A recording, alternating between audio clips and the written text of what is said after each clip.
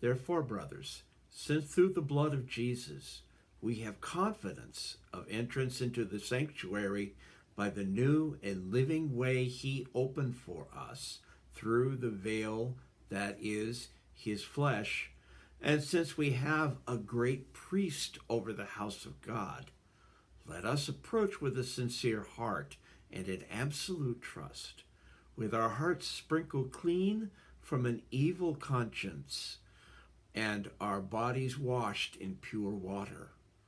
Let us hold unwaveringly to our confession that gives us hope, for he who made the promise is trustworthy. The book of Hebrews is the book of the Bible where blood is mentioned the most often. It's a book of the Bible where our discussion of Leviticus will come in handy. The origins of the letter to the Hebrews isn't clear. We don't know who wrote it, and we don't know who the audience is. It's a partial letter. And if you compare it to the layout of one of Paul's letters, or even the other Catholic epistles, you'll see how it's different. It doesn't have a greeting, and it doesn't have a conclusion. Author might have been one of Paul's circle, but we're not sure. In the Bible, it says a letter from Paul to the Hebrews, but we know that's not by Paul. Catholics and Protestants disagree on the interpretation of the book of Hebrews. Catholics link the high priesthood of Christ to the sacramental priesthood flowing from Christ's.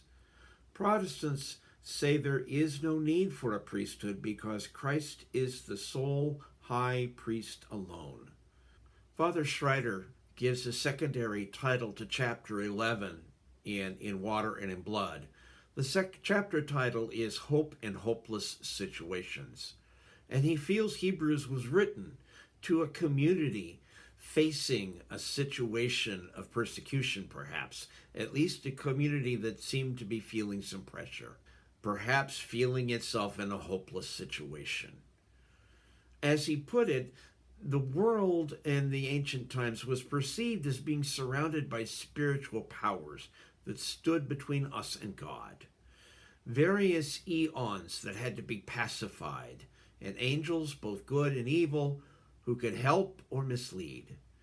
The message of Hebrews is that someone transcends the power of all eons and angels who came to this world and shared our suffering, opening a path directly to the throne of God.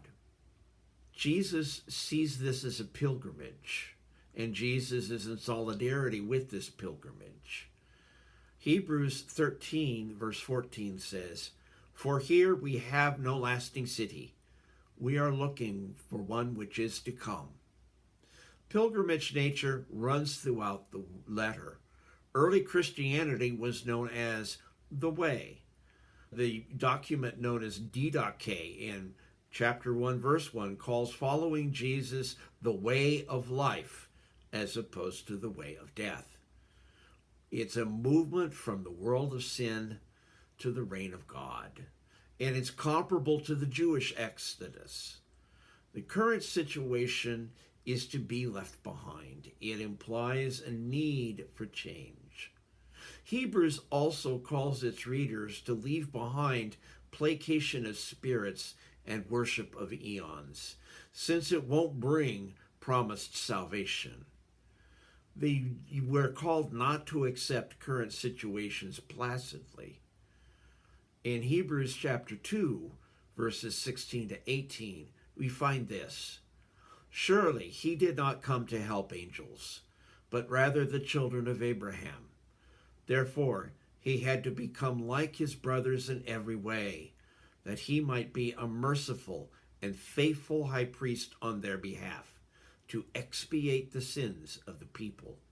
Since he was tested through what he suffered, he is able to help those who are tempted."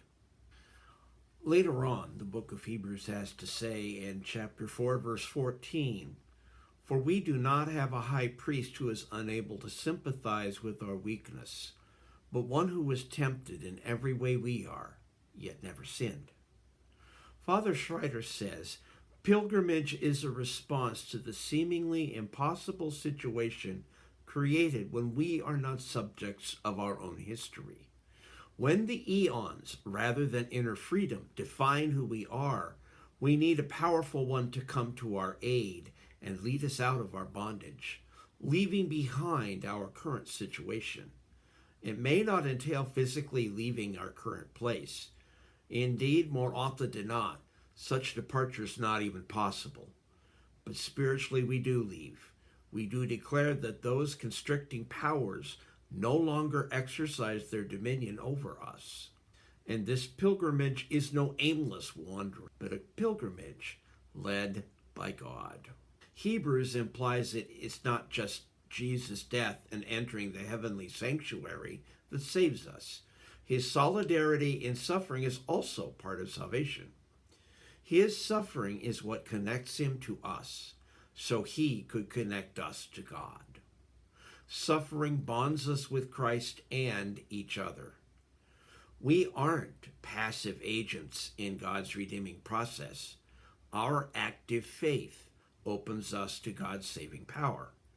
We are called to keep going, not to grow tired, but to persevere as Christ did.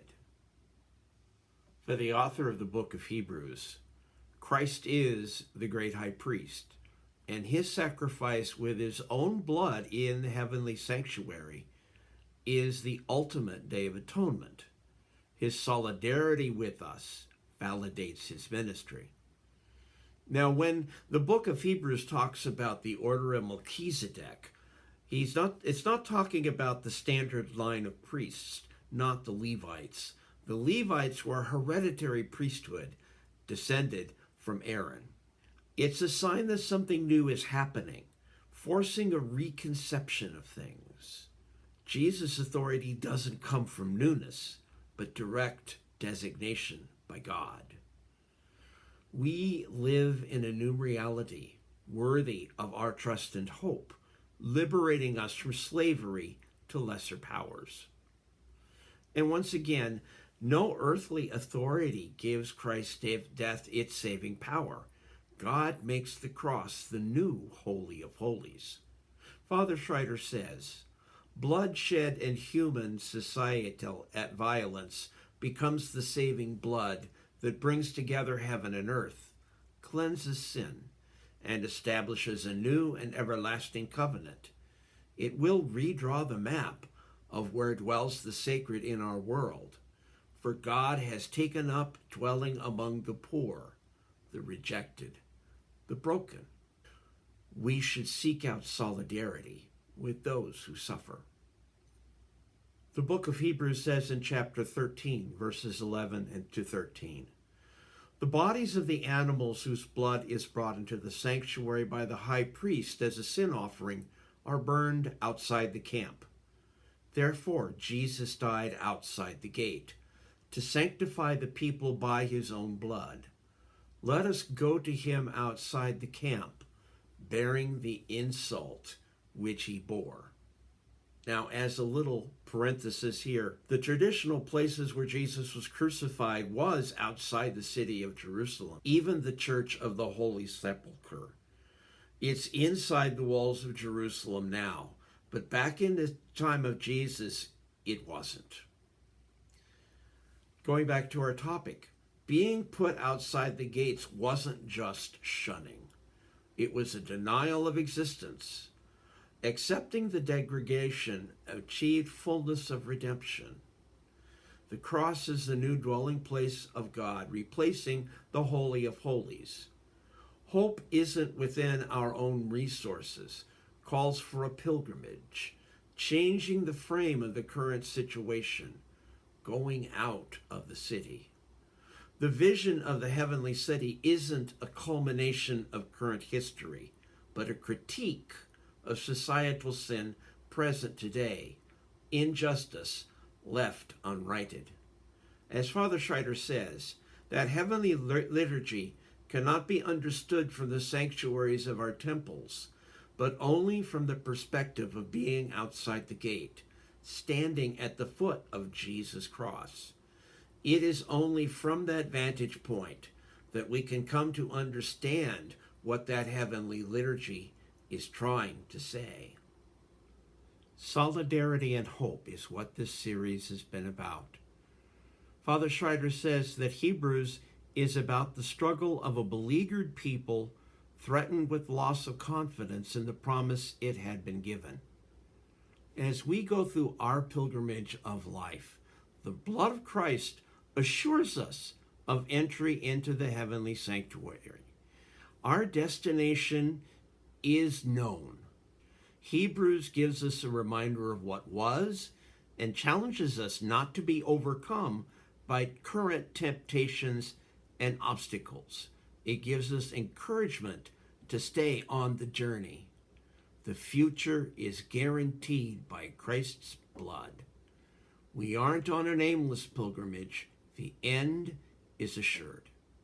Father Schreiter says, solidarity in water and in blood, solidarity in walking the way of the cross, solidarity to the point of shedding blood is a part of life for those who follow this form of spirituality. He also says, the vision of the heavenly sanctuary sustains us, even as the cross outside the gate calls us to commit ourselves to those to whom Christ has committed himself on this earthly pilgrimage. There's more we can say about this chapter of In Water and in Blood, and will be said soon.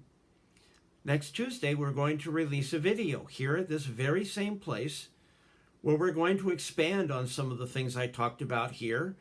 I'll be joined by a couple of other folks, one person very familiar to you all, and somebody new to us, new to our spirituality. Very excited about this conversation. And you can join the conversation as well. Please feel free to leave comments in the comments section below, or to contact us if you have something more extensive to say, or if you have an insight that you think we need to be aware of. So in the meantime, may God bless you, may God give you peace, and may we all find redemption in the precious blood of Christ.